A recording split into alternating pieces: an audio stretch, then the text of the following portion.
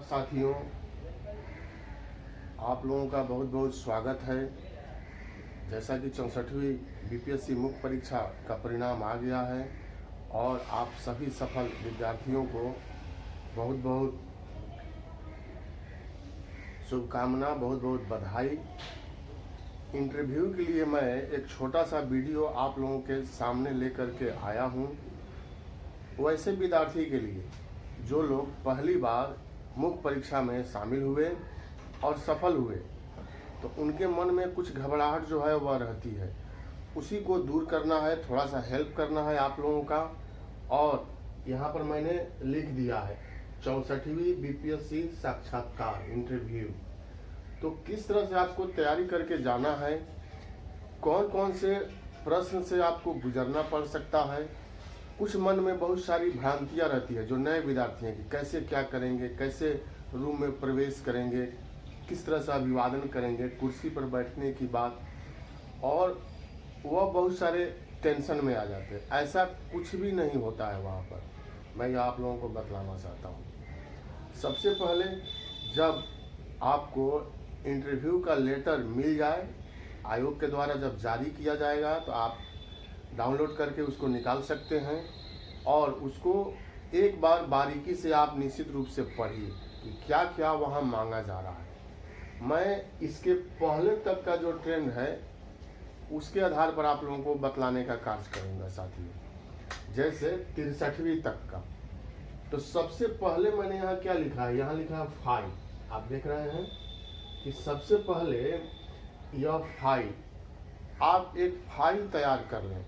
File में क्या क्या रखना है, तो मैट्रिक का मूल प्रमाण पत्र सबसे ऊपर रखें। उसके बाद ग्रेजुएशन का अंक प्रमाण पत्र और मूल प्रमाण पत्र। मान लीजिए किसी के पास ग्रेजुएशन का मूल प्रमाण पत्र नहीं है, ओरिजिनल नहीं है, तो प्रोविजनल से भी काम चलेगा। लेकिन इसके लिए आपको एक शपथ पत्र जो है वह तैयार करके ले जाना होगा। एफिडेविट जो है वह बनवा लेना होगा, क्योंकि वहाँ आपसे मांगा जा सकता है। तो फाइल को ऐसे रखें, पहले मैट्रिक का सर्टिफिकेट उसमें लगाएं, मूल प्रमाण पत्र डेट ऑफ बर्थ के लिए मांगा जाता है।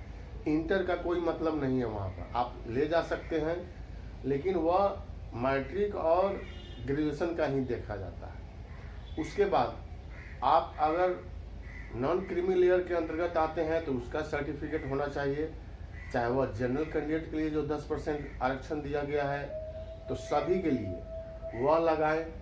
फिर निवास प्रमाण पत्र मांगा जाता है, आप वह वहाँ पर लगा दें। अन्य अगर कोई सर्टिफिकेट आपसे मांगा जाएगा इस 64वीं में, 63वीं तक की मैं बात कर रहा हूँ, तो उसको भी उस फाइल में लगा दें। और फाइल कोई ज़रूरी नहीं है कि बहुत अधिक दाम का होना चाहिए या कम दाम का होना चाहिए, आपकी जैसी इच्छा वह आप उसको तैयार कर लें।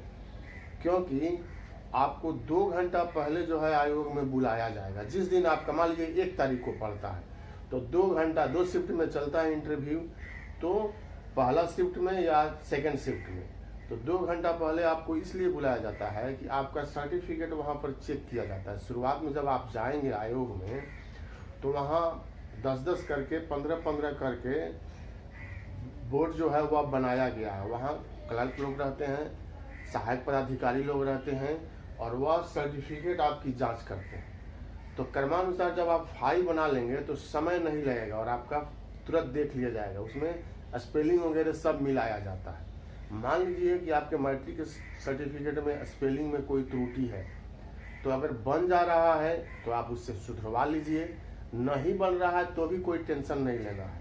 उसके लिए भी शपथ पत्र आपको वहाँ ले करके जाना है कि यह त्रुटि है और मैं इसको सुधार करके बाद में जमा कर दूंगा, इसके लिए मुझे समय दिया जाए, तो उसमें कोई आपको प्रॉब्लम नहीं होगा। तो फाइल से संबंधित काम आप कर लीजिए, क्योंकि पहली बार आपको यही वहाँ पर देखा जाएगा। और जब आपका संपूर्ण सर्टिफिकेट चेक हो जाएगा, तब आपको बुलाया जाएगा अंदर। स्टाफ आएंगे, आपको बुला करके अंदर ले जाएंगे कि चलिए अब आप इंटरव्यू बोर्ड में आपको जाना है। तो फिर अंदर ले जाया जाएगा और 3-3 करके ले जाया जाता है, 3 व्यक्ति को, और ले जा करके एक रूम रहता है वहाँ पर, और वहाँ बैठा दिया जाता है। फिर जब आपकी बारी आएगी तब आपको आएंगे उसमें के क्लर्क जो हैं, प्यून जो हैं कि आप चलिए अब आप इंटरव्यू बोर्ड में, तो आप वहाँ पर जाएंगे। अब यहाँ पर बहुत सारा दिमाग में चलते रहता है कि किस प्रकार का ड्रेस मेरा होना चाहिए, इंटरव्यू बोर्ड में हमको जाना है। तो यहाँ दूसरा मैंने लिखा है, देखिए यहाँ ड्रेस। तो ड्रेस कोई भी हो जो आप पर सूट करता हो। जैसे मान लीजिए बहुत सारे लोग जो हैं नेवी ब्लू जो है वह पैंट, या ब्लैक जो है वह पैंट पहनते हैं, वाइट शर्ट पहनते हैं या ब्लू शर्ट पहनते हैं। बहुत सारे लोग जो हैं वह जामुनी कलर का भी शर्ट जो है वह पहनते हैं, और वह आपके ऊपर अच्छा लगना चाहिए, साफ सुथरा होना चाहिए। जरूरी नहीं है कि एकदम नया ही हो, यह कोई ज़रूरी नहीं है। अगर आपके पास पहले से भी है तो आप उसको आयरन करा करके अच्छे तरीक़ा से पहन करके जा सकते हैं। तो ड्रेस के लिए आपको टेंशन नहीं लगता है। मान लीजिए अगर आप सूट लेते हैं तो सूट पहन करके भी आप जा सकते हैं, ब्लेजर डाल के भी जा सकते हैं, जैसी आपकी इच्छा। तो ड्रेस के लेकर के कोई टेंशन आपको नहीं पालना है। जो आपको अच्छा लगे, चाहे आप वो जामुनी कलर ले सकते हैं, वाइट कलर ले सकते हैं शर्ट का, या ब्लू कलर ले सकते हैं। पैंट लगभग मिलता जुलता सब किसी का होता है, और उसी कलर से मिलता जुलता ब्लैक जो है वह शूज ले सकते हैं, जूता ले सकते हैं। अगर आपके पास पहले से है तो उसको पॉलिश वगैरह करके वह पहन करके भी आप जा सकते हैं। ब्राउन कलर का भी हो सकता है, ग्रे कलर का भी हो सकता है, पैंट के हिसाब से वह होना चाहिए। तो ड्रेस हो गया आपका। इसके लिए बहुत सारा प्रश्न पूछा जाता है किस प्रकार से ड्रेस होना चाहिए।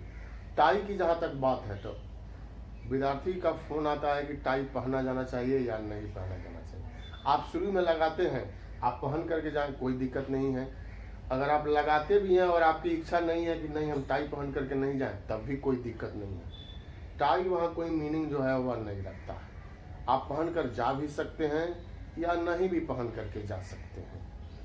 उसके बाद रूम में प्रवेश करना बहुत सारा दिमाग में रहता है, क्योंकि कोचिंग तो खुला नहीं है कि आप जा करके कोचिंग में एक सप्ताह का क्लास ले सकते हैं कि कैसे रूम में प्रवेश किया जाए। यही उद्देश्य था मेरा कि एक छोटा सा वीडियो आप लोगों के लिए लाया जाए, जिसमें समग्र चीज़ बतला दिया जाए संक्षिप्त रूप में। तो आप जब जाएंगे 3 आदमी को कुर्सी पर बैठा दिया जाता है, और प्यून आते हैं, परिचारी या लिपिक भी कह सकते हैं हम उनको, वह आपको बुला करके ले जाते हैं। तो अधिकांश जो बीपीएससी का इंटरव्यू बोर्ड वाला रूम जो बना हुआ है वह बहुत बड़ा बड़ा नहीं है।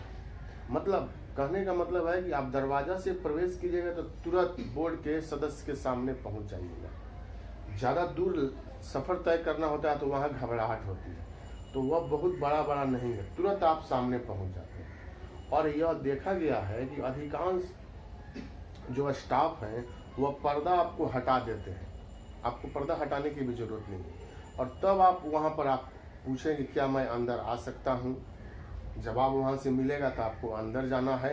वही मैंने लिखा है रूम में प्रवेश करना। तो इसके लिए भी आपके मन में घबराहट नहीं होना चाहिए। मान लीजिए कि स्टाफ पर्दा नहीं भी हटाते हैं तो आप हटा करके और पूछ सकते हैं क्या मैं अंदर आ सकता हूँ, तो इसमें कोई टेंशन की बात नहीं है। उसके बाद आप अंदर जाएं जब अनुमति मिल जाए तो, और कुर्सी लगा हुआ रहता है, आप वहाँ पर जाएं और अभिवादन करें। जो अध्यक्ष होते हैं उस बोर्ड के, वह बीच में बैठे हुए रहते हैं, और बाकी सदस्य जो हैं उनके अगल बगल में आजू बाजू में बैठे हुए होते हैं। तो सभी तरफ नज़र दौड़ा करके बीच में जो अध्यक्ष महोदय बैठे हैं उनको देखते हुए अभिवादन करना है। आप कुछ भी बोल सकते हैं, गुड मॉर्निंग बोल सकते हैं, नमस्ते बोल सकते हैं, प्रणाम बोल सकते हैं, जो आपकी इच्छा हो वह आप वहाँ पर बोल सकते हैं। और उसके बाद तब आपको वहाँ बोला जाएगा बैठने के लिए सीट पर, जो कुर्सी लगा हुआ है आप वहाँ बैठें। अभिवादन करना मैंने लिखा है, रूम में प्रवेश करने के बाद अभिवादन करना, और अभिवादन करने के बाद बैठने की इजाज़त के बाद बैठना। वो आपसे बोला जाएगा कि अब आप बैठिए, तो आप बैठिए और उसी के साथ थैंक यू बोलिए, उनको धन्यवाद ज्ञापन कर दीजिए, और बिल्कुल आराम से बैठना है। यह बहुत सारे लोग आपको डरा रहे होंगे इस समय फ़ोन करके भी, या राय ले रहे होंगे ऐसे बैठना है, ऐसे चलना है, ऐसे कुर्सी पर जाके बैठना। ऐसा कुछ भी नहीं है डरने वाली बात। आप जैसे नॉर्मल चलते हैं जा कर के नॉर्मल चलिए, खड़ा होइए, बैठने के लिए बोला जाए बैठिए, आराम से बैठिए। और उसके बाद जिस तरह से प्रश्न वहाँ किया जाएगा उस तरह से आपको जवाब देना है। तो जिस बैठने की इजाजत के बाद बैठना है। अब मैंने लिखा है जिस प्रश्न को नहीं जानते स्पष्ट रूप से नहीं बोलना है। देखिए, यह बात आपके दिमाग में होनी चाहिए कि इंटरव्यू बोर्ड के जो मेंबर होते हैं, सदस्य होते हैं, बहुत जानकार होते हैं। अधिकांश उसमें आईएएस स्तर के अधिकारी होते हैं या यूनिवर्सिटी के प्रोफेसर लोग होते हैं। विद्वान व्यक्तियों को बुलाया जाता है। कुछ रिटायर जो आईएएस होते हैं, अपने अपने क्षेत्र में विद्वता हासिल किए हुए, उन लोगों को भी बुलाया जाता है। तो आप उनको भ्रामक स्थिति में नहीं रख सकते हैं, बरगला नहीं सकते हैं। क्वेश्चन आपसे पूछा जाएगा, एकदम टू द पॉइंट जो है आपको आंसर देना होगा। और जो नहीं जानते हैं स्पष्ट रूप से आपको बोल देना, सॉरी सर, इसके बारे में हमें जानकारी नहीं है। तो वहाँ पर क्या होगा कि यह आपके लिए पॉजिटिव हो जाएगा कि यह व्यक्ति जो है, यह छात्र जो है, विद्यार्थी जो है स्पष्टवादी है। यह जो नहीं जानता है वह स्पष्ट रूप से बोल दे रहा है, जो जान रहा है उसके बारे में बतला रहा है। तो इससे आपको नेगेटिव नहीं जाएगा। होता क्या है, जैसे आपसे चौथा प्रश्न पूछा गया और आप नहीं जानते हैं, आपने उसको ना बोल दिया। पांचवा प्रश्न पूछा गया, वो भी आप नहीं जानते, आपने उसको ना बोल दिया। तो आपके दिमाग में आने लगेगा कि मैंने तो दो ना बोल दिया, हो सकता है कि मेरा अंक कट जाए। ऐसा कुछ भी नहीं है। आप 2 के बाद 3 पर भी ना बोल देते हैं तो उसमें भी घबराने की जरूरत नहीं है। हो सकता है कि उसके बाद 4, 5, 6, 7, 8 सब आप क्वेश्चन जानते हो, तो टेंशन वहाँ बिल्कुल नहीं लेना है, न घबराना है। जानते हैं तो जवाब देना है, नहीं जानते हैं तो नहीं देना है जवाब। समय कम भी लगे तो कोई बात नहीं। अब एक यह महत्वपूर्ण पॉइंट मैंने यहाँ लिखा है। होता क्या है कि जब आप इंटरव्यू बोर्ड में जाएंगे और 3 साथी आप बैठे हुए हैं, तो सब कोई एक दूसरे को बोलता है कि मैं जा रहा हूँ, तो आप थोड़ा मेरा समय देखिएगा, कितना समय लगा इंटरव्यू बोर्ड। हो सकता है कि आपका 10 मिनट समय लगा और आपको बोल दिया गया कि अब आप जा सकते हैं। आप चले आए। आपके बाद वाले साथी जब आप मेडिकल में जाएंगे तो फिर वहाँ मिलेंगे वो, तो फिर आप उनसे पूछेंगे कि आपका कितना समय गया, तो उनका कहना है कि 20 मिनट गया मेरा। तो वहाँ भी आपको कोई परेशानी नहीं होनी चाहिए, टेंशन नहीं होना चाहिए कि मेरा 10 मिनट ही इंटरव्यू चला और इनका 20 मिनट, इसका मतलब है कि इनको जो है ज़्यादा अंक आएगा। नहीं, ऐसा नहीं है। हो सकता है कि वह 10 मिनट में ही आपने उनको संतुष्ट कर दिया, तो समय 10 मिनट लगे या 20 मिनट, उसमें आपको टेंशन नहीं लेना है। हो सकता है कि 10 मिनट समय लगा, आपको 100 अंक मिल जाए।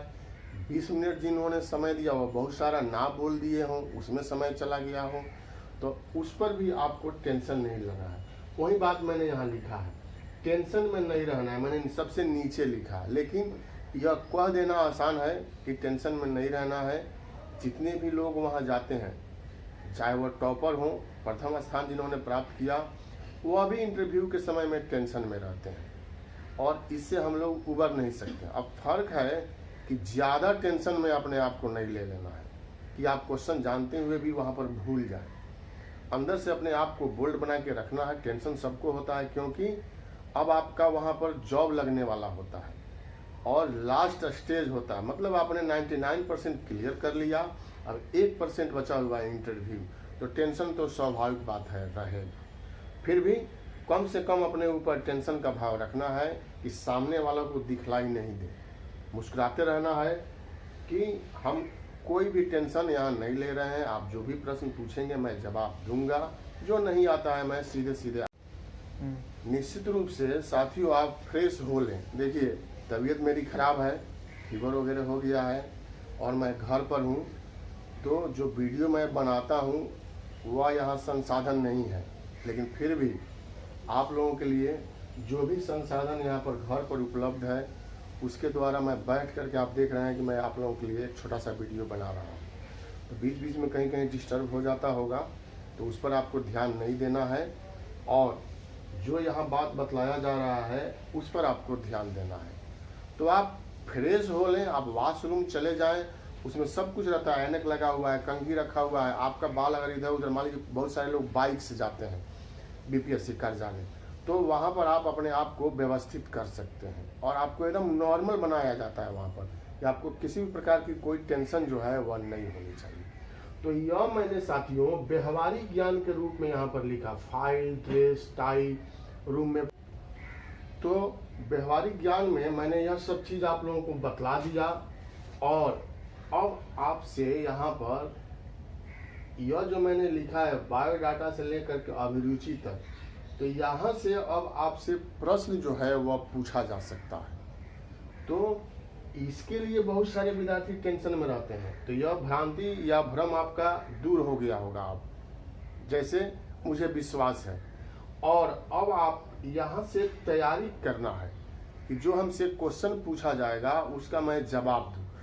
कोई भी व्यक्ति 10 क्वेश्चन अगर पूछा जाए तो 10 का जवाब नहीं देता है, यह दिमाग में भी नहीं रखना है।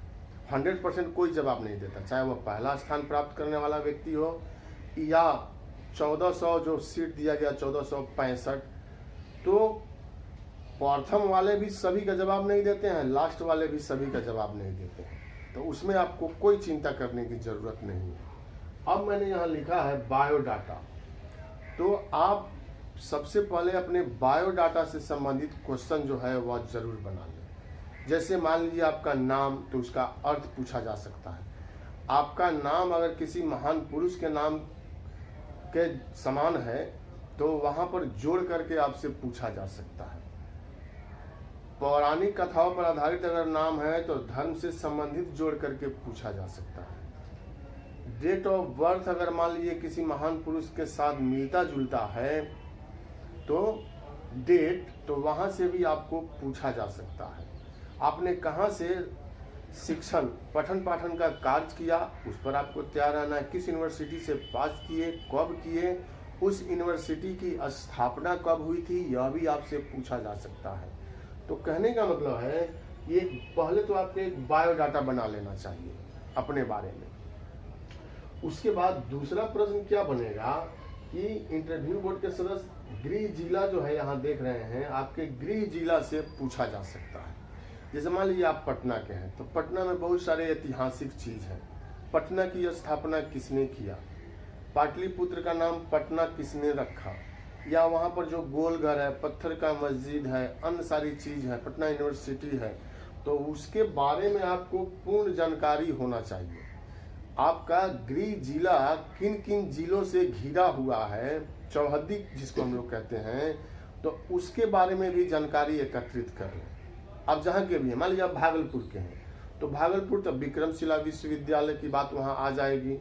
भागलपुर में ही सुल्तानगंज है, जो सावन का महीना चल रहा है तो वहाँ से जल भर करके देवघर चढ़ाया जाता है। मतलब उस जिला के बारे में संपूर्ण जानकारी आपको होना चाहिए। वही मैंने यहाँ लिखा है बायोडाटा तैयारी के बाद गृह जिला के बारे में निश्चित रूप से आपको तैयार रहना है। उसके बाद ऑप्शनल पेपर, वैकल्पिक विषय। आप जो 64वीं बीपीएससी मुख्य परीक्षा में ऑप्शनल पेपर रखे, ऑप्शनल विषय रखे थे, उस सब्जेक्ट के बारे में आपको जानकारी होना चाहिए। यहाँ से प्रश्न आपसे पूछा ही जाएगा। उदाहरण के रूप में जैसे मान लीजिए इतिहास आप रखे हैं तो इतिहास के बारे में आपसे प्रश्न पूछा जा सकता है कि प्राचीन काल में विदेशी यात्रियों का नाम बताएं। अकबर, अशोक में कौन महान कहा जा सकता है, अधिक महान कहा जा सकता है, किसकी धार्मिक नीति ज़्यादा सफल हुई। तो इस तरह का जो भी वैकल्पिक विषय आपने लिया है, पूर्ण जानकारी आपको है ही। चूंकि आपको पूर्ण जानकारी है तभी तो आप मुख्य परीक्षा पास किए हैं। तो फिर से एक नज़र देख लेना है, क्योंकि यहाँ से प्रश्न निश्चित रूप से आपसे उठाया जाएगा। अब मैंने लिखा है स्नातक विषय। मान लीजिए कि आप स्नातक प्रतिष्ठा है, चाहे परा स्नातक है, आपने पीजी किया है, तो जिस विषय से आपने किया है वहाँ से भी कभी कभी प्रश्न पूछ लिया जाता है। क्यों पूछा जाता है? जैसे मान लीजिए कि आपने स्नातक प्रतिष्ठा जो है ज्योग्राफी से किया और विषय आपने हिंदी ले लिया, हिंदी भाषा साहित्य, विषय आपने इतिहास ले लिया, तो यह जरूर प्रश्न उठेगा कि आपका बीए में विषय जो था वह भूगोल था, लेकिन आपने बीपीएससी की परीक्षा में हिंदी भाषा साहित्य क्यों लिया, इतिहास क्यों लिया, मनोविज्ञान क्यों लिया, एलएसडब्ल्यू क्यों लिया। तो इसके क्वेश्चन का जवाब आपको रखना होगा। और वह आपसे निश्चित रूप से पूछा जा सकता है। और स्नातक विषय में जो एक बार नज़र से आप देख लीजिए कि जो मुख्य बात है, जैसे मान लीजिए LSW की बात है तो 1948 का फैक्ट्री अधिनियम है, महिला कैंडिडेट है तो मातृत्व लाभ अधिनियम है, जो लॉकडाउन और कोरोना महामारी का संकट जो चल रहा है तो प्रवासी मजदूरों की क्या समस्याएं हैं, और आपको अगर SDM बना दिया जाए तो आप किस तरह से इन प्रवासी मजदूरों को, अगर आपको वीडियो बना दिया जाए तो किस प्रकार से इन प्रवासी मजदूरों को कार्य उपलब्ध कराएंगे, तो इस पर भी आप लोगों को तैयार रहना है और यह परीक्षा में निश्चित रूप से पूछा जा सकता है। वही मैंने लिखा है स्नातक विषय। अब पद से संबंधित, यह चौथा पॉइंट यहाँ पर मैंने 5वां लिखा है, पद से संबंधित जितने भी पद 64वीं BPSC में आए हैं विभाग से संबंधित, तो एक वरीयता क्रम में उसको सजाना होता है, लिखना होता है कि पहला चॉइस आप क्या दे रहे हैं। मान लीजिए कि आप दे रहे हैं प्रशासनिक सेवा, तो वहाँ निश्चित रूप से आपसे पूछा जाएगा कि आप प्रशासनिक सेवा में क्यों जाना चाहते हैं, या भारत में प्रशासनिक सेवा का जनक कौन था, प्रशासनिक सेवा में जाकर के आपकी प्राथमिकताएं क्या होगी, प्रशासनिक स्तर पर आप कौन कौन से सुधार कर सकते हैं। तो इन सभी चीज़ों का एक क्वेश्चन और आंसर के रूप में आपको बना लेना है। मान लीजिए आप पुलिस सेवा देते हैं, पहली प्राथमिकता, पहली वरीयता, तो पुलिस सेवा के बारे में आप लोगों को पूरा जानकारी होना चाहिए। पुलिस शब्द का शब्द विस्तार, इसका शाब्दिक अर्थ, पुलिस सेवा का जनक कौन था, आप पुलिस प्रशासन में क्यों जाना चाहते हैं, आपको पुलिस सेवा में हम क्यों चुन लें, आप में क्या ऐसी विशेषता है। तो इस तरह के प्रश्न आपको निश्चित रूप से याद रखना है। दूसरा, कम से कम 3 जो आप वरीयता दिए हैं, प्रथम, द्वितीय और तृतीय, फर्स्ट, सेकंड, थर्ड, तो वह आपको क्रमानुसार पूछा जा सकता है कि आपने पहली वरीयता क्या दिया, दूसरी क्या दिया, तीसरी क्या दिया। तो कम से कम 3 या 4 तक क्रमानुसार जो आप वरीयता दिए हैं वह आपको याद रहना चाहिए। वही मैंने यहाँ लिखा है पद से संबंधित, यह जानकारी आपको रखना ही है और यहाँ से निश्चित रूप से प्रश्न आएगा, वैकल्पिक विषय से निश्चित रूप से प्रश्न आएगा, बायोडाटा से आपको प्रश्न पूछा जाएगा। उसके बाद समसामयिक घटना, चूंकि अब विगत 2 बार से BPSC में जो इंटरव्यू बोर्ड के सदस्य आ रहे हैं और वह जो क्वेश्चन कर रहे हैं, तो ट्रेंड जो है यहाँ पर कुछ चेंज हुआ है। अब UPSC की तरह वहाँ पर लगभग अपनाया जाने लगा है।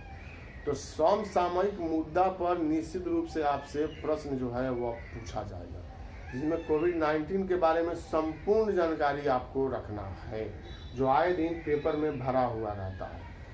जैसे मान लीजिए उत्तर प्रदेश में अभी इंटरव्यू चल रहा है, तो वहाँ भी कुछ क्वेश्चन जो पूछे जा रहे हैं तो पेपर के द्वारा हम लोगों के सामने आ रहा है, तो उसको भी आप वॉच करते रहिए कि किस तरह से प्रश्न जो है वह पूछा जा सकता है। तो समसामयिक घटना पर आपको तैयार रहना। समसामयिक घटना के लिए एक छोटा सा खाका बना लीजिए, पहले भारत और उसके जो पड़ोसी देश हैं अगल बगल के, उनके साथ भारत का क्या संबंध है वर्तमान में, वहाँ से पूछा जाए तो आप तुरंत जवाब दीजिए। और कोविड-19 पर तो आपको बना ही लेना है। इस तरह से समसामयिक घटना आप तैयार कर लीजिए, बहुत पीछे नहीं जाया जाता है। जब आपका इंटरव्यू हो तो 2 महीना का समसामयिक घटना आप तैयार कर लीजिए, बहुत पीछे से नहीं पूछा जाएगा आपसे। तो यह हो जाएगा, पेपर पढ़ कर जाना है। जिस दिन आपका इंटरव्यू हो उस दिन आप पेपर निश्चित रूप से पढ़ें। हो सकता है कि इसी से शुरुआत हो जाए। जो बोर्ड के सदस्य होंगे वो आपसे पूछ सकते हैं कि आपने आज कौन सा पेपर पढ़ा, तो जैसे आप बतलाएंगे मैंने हिंदुस्तान या दैनिक जागरण जो भी आप पढ़ते हो, तो उस पेपर का मुख्य समाचार क्या था, महत्वपूर्ण टॉपिक्स आज का क्या था, वो आपसे पूछा जाएगा। तो पेपर तो पढ़ करके ही जाना है और बढ़िया से उस पर तैयारी कर लेना है। उस पेपर के संपादक कौन है, मान लीजिए कि आप बिहार का पढ़ रहे हैं, पटना का, हिंदुस्तान पढ़ रहे हैं, तो उसके संपादक कौन हैं वह आपको जान लेना होगा। उसके बाद कुछ प्रश्न का उत्तर जानकर बोर्ड सदस्य द्वारा गलत दिया जाना आपको जांचने के लिए। कभी कभी क्या होगा कि बोर्ड के सदस्य आपसे क्वेश्चन करेंगे और फिर उसी में गलत आंसर दे करके आपका मंतव्य जानना चाहेंगे। जैसे उदाहरण के रूप में कि 10 राज्य का युद्ध, मैं इतिहास की बात कर रहा हूं कि 10 राज्य का युद्ध गंगा नदी के किनारे हुआ था। सही है ना? ऐसे भी क्वेश्चन पूछा जाता है कि आप कंफर्म है ना? तो आपको वह जांचते हैं कि आप जानते हैं कि नहीं जानते हैं, या आप बात में बात मिलाने वाले तो नहीं हैं। तो आपको वहाँ जवाब देना होगा कि क्षमा चाहते हैं श्रीमान, 10 राज्य का युद्ध गंगा नदी के किनारे नहीं बल्कि परुष्णी नदी के किनारे, रावी नदी के किनारे हुआ था, और इसका उल्लेख जो है वह ऋग्वेद में किया गया है। तो आपका जवाब भी हो गया और आपने ऋग्वेद का उल्लेख कर दिया, मतलब आपने प्रमाणित भी कर दिया। वही मैंने यहाँ लिखा है कि कुछ जानबूझ करके ऐसे प्रश्न पूछे जाएंगे, तो यह नहीं कि जो बोर्ड के सदस्य कह रहे हैं वह गलत ही कह रहे हैं तो उसमें आपको हाँ बोल देना है, नहीं, जो सही है उसके बारे में आपको बतलाना है। फिर अब हॉबी से आपके बारे में पूछा जाएगा, अभिरुचि के बारे में, कि आपकी कुछ कोई हॉबी है, अभिरुचि है, तो वह आप यहाँ पर बतलाएं क्या है। तो आप कुछ भी एक चुनाव कर सकते हैं, वह पूछा जाएगा तो आपको वहाँ जवाब देना होगा। मान लीजिए खेल के बारे में आपकी रुचि है, तो किस खेल, तो मान लीजिए क्रिकेट आप बोल रहे हैं, चाहे फुटबॉल बोल रहे हैं, तो क्रिकेट अगर बोल रहे हैं तो कुछ महत्वपूर्ण क्रिकेटर जो हैं उनके बारे में पूछा जा सकता है। भारत में क्रिकेट की स्थिति के बारे में पूछा जा सकता है। भारत ने जो 2 बार विश्व कप जीता है उसके बारे में पूछा जा सकता है। तो हॉबी के बारे में भी आप निश्चित रूप से एक खाका बना लें, एक सारणी बना लें और इस तरह से अपने आप को तैयार रखें। तो यही एक तरह से कह सकते हैं कि मुख्य बात जो मैं जानता हूं वह मुख्य बात मैंने आप लोगों के लिए यहाँ पर शामिल कर दिया, और इसी को अपना करके आप जो है वह तैयारी कीजिए। चूँकि कोचिंग संस्थान तो अभी चल नहीं रहे हैं, आप YouTube के माध्यम से अन्य जो मान लीजिए चैनल है तो वहाँ पर भी आप उसका हेल्प ले सकते हैं। जब आपको बोला जाए कि अब आप जा सकते हैं तो आप पुनः उठिए, सभी को धन्यवाद ज्ञापन कीजिए और फिर आप दरवाजे की तरफ बढ़िए। उस समय आपके पास तो प्यून होगा नहीं कि पर्दा हटाएगा या दरवाज़ा खोलेगा, तो वह आपको खोलना होता है। धीरे से आप खोलिए और निकल करके चले जाइए। एक बात मैं और बताना चाहता हूँ कि जब आप इंटरव्यू बोर्ड के सदस्य के सामने बैठेंगे तो बीच बीच में वो लोग घंटी बजाते हैं और प्यून आते हैं तो नाश्ता पानी भी लेकर के वो लोग आते हैं, चाय वगैरह लेकर के। तो वह नाश्ता पानी या चाय जो होता है वह बोर्ड के सदस्य के लोगों के लिए होता है। वो लोग अपने बीच बीच में करते रहते हैं और आपसे प्रश्न भी पूछते रहते हैं, एंजॉय भी करते हैं। तो उस पर आपको ध्यान नहीं देना है। जहाँ प्रश्न पूछा जा रहा है, जिन व्यक्ति ने प्रश्न पूछा उनके सामने देख करके आपको जवाब देना है, लेकिन अन्य सदस्य को भी इग्नोर नहीं करना। जवाब देते हुए एक बार चारों तरफ जो है आप नज़र घुमा करके उनको भी देख लेंगे। लास्ट में एक व्यक्ति बैठे रहते हैं जो आपको वॉच करते रहते हैं, वो मनोवैज्ञानिक विशेषज्ञ होते हैं कि आप किस तरह से जवाब देते हैं, आपका हाव भाव क्या बन रहा है जवाब देने के क्रम में। तो संयम वहाँ बरतना है, किसी भी प्रकार का उग्र स्वभाव जो है वह नहीं रखना है। बारी बारी से सभी लोग आपसे प्रश्न पूछेंगे और सभी लोगों के प्रश्नों का जवाब दीजिए। नहीं जानते हैं नहीं दीजिए। उसके बाद चाहे समय आपका 10 मिनट लगा हो चाहे वह 20 मिनट लगा हो, उस पर ध्यान नहीं देना है और फिर बाहर निकलना है। बाहर जब आप निकलेंगे तो तुरंत प्यून आपके पास आएंगे और आपको मेडिकल के लिए लेकर के चले जाएंगे। यहीं पर आपका इंटरव्यू जो है समाप्त हो जाता है। मेडिकल में 2 घंटा लगता है, लेकिन मेडिकल में कोई टेंशन नहीं लेना है। वहाँ 16 रुपये का एक रसीद कटाया जाता है और जो भी जांच प्रक्रिया एक समान प्रक्रिया की तरह होती है। आपका यूरिन टेस्ट होगा सबसे पहले, उसके बाद आँख की जांच होगी, फिर आपको चल करके बतलाना है, दिखाना है कि मुझे किसी भी प्रकार का कोई तकलीफ या कोई बीमारी नहीं है। फिर से हाइट नापा जाता है, चेस्ट नापा जाता है, वेट की माप की जाती है आपकी।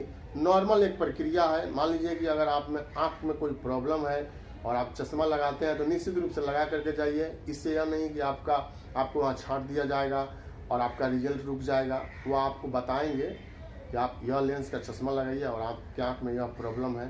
तो वो कोई टेंशन नहीं लेना है। बस 15 से 20 मिनट आपको इंटरव्यू बोर्ड के सदस्य के सामने निकाल देना है और संतुष्ट होना है। उसके बाद से जो रिजल्ट आएगा तो हम लोग देख लेंगे। तो साथियों, बहुत बहुत धन्यवाद आप लोगों का।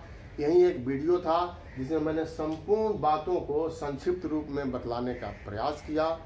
इसको आप निश्चित रूप से देखिए और इसको मन में उतारने का प्रयास कीजिए। धन्यवाद।